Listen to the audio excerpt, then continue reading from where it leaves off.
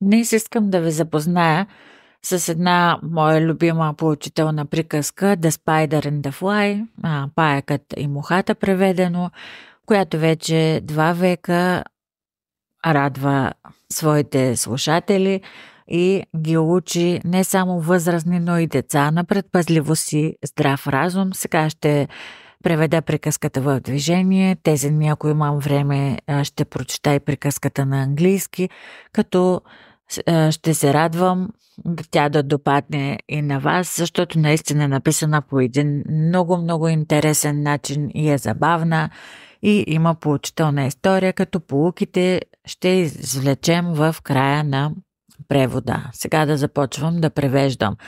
Ще влезеш ли в моята гостна, каза паякът на мухата.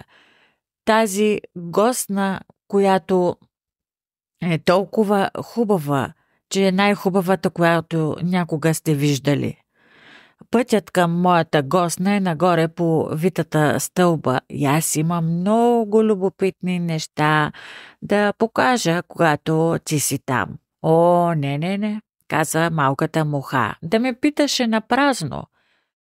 За тези, които отиват нагоре по витата стълба, те никога не се връщат долу отново. Аз съм сигурен, че ти си би трябвало да си много изтощена, скъпа, да си рееш толкова високо. Не искаш ли да си починеш под моето лекло, каза паякът на мухата. Там има красиви завеси, дръпнати наоколо, чаршафите са изтънчени, изискани и тънки и ако ти искаш да си починеш за известно време, аз ще те завия уютно. Не, каза малката муха. От това, което аз съм чувала да казват, те никога не се събуждат отново, който спи под твоето лекло. Каза хитрият паяк на мухата. Скъпа приятелко, какво аз мога да направя за теб, за да докажа моята топла признателност и привързаност, която аз винаги съм усещал, съм чувствал към теб. Аз имам в моя килер много добра стока, от всичко най-хубава и съм сигурен, че ти си добре дошла.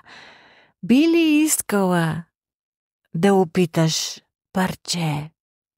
О, не, каза малката муха. Добри ми сър, това не може да бъде. Аз съм чувала за това, което е в твоя килер и аз не бих искала да го видя.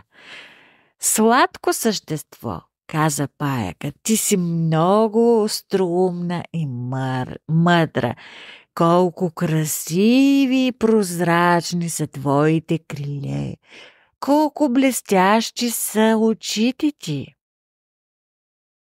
Аз имам малко огледало под моя рафт в килера и ако ти пристъпиш само за един момент, скъпа, ти можеш да се огледаш.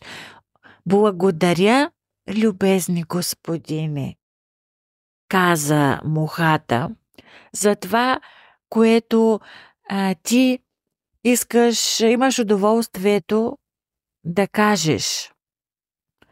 Но аз сега ти пожелавам добро утро и ще звънна друг ден. Паякът се обърна и влезе в своето лековище, като той добре знаеше, че скоро мухата ще се върне обратно, затова той изплете такава незабележителна паежна, която не се забелязва лесно, хитро в един ъгъл и приготви масата да е готова, за да изеде мухата. Така той след това отиде до вратата отново и весело запял. Ела тук, красива муха със своите перлени сребърни крила. Твоите дрехи са зелени и виолетови и имаш пръст над главата си. Твоите очи са като ярки диаманти, но моите са тъмни като олово. Уви, колко скоро тази глупава малка муха, слушайки неговите хитри, ласкателни думи, дойде бавно, пърхайки със своите бръмчащи крила. Тя беше на високо, но започна да се приближава все по-близо и по-близо, мислейки единствено за своите блестящи очи и зелено-виолетовите отблясъци, мислейки единствено за своята гребеновидна глава. Горкото, глупаво същество. Накрая хитрия паек скочи свирепо и я хвана здраво. Тогава той я повлече нагоре по видите стълби в своето тъмно леговище и в своята малка госна. Но мухата никога не излезе оттам отново.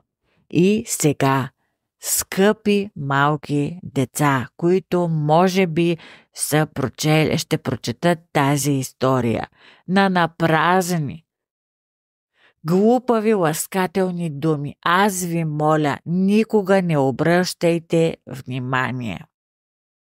Пред съветник затваряйте сърцето си и очите си и ушите си. Малко обърках реда. Първо трябваше да бъде и ушите си и очите си.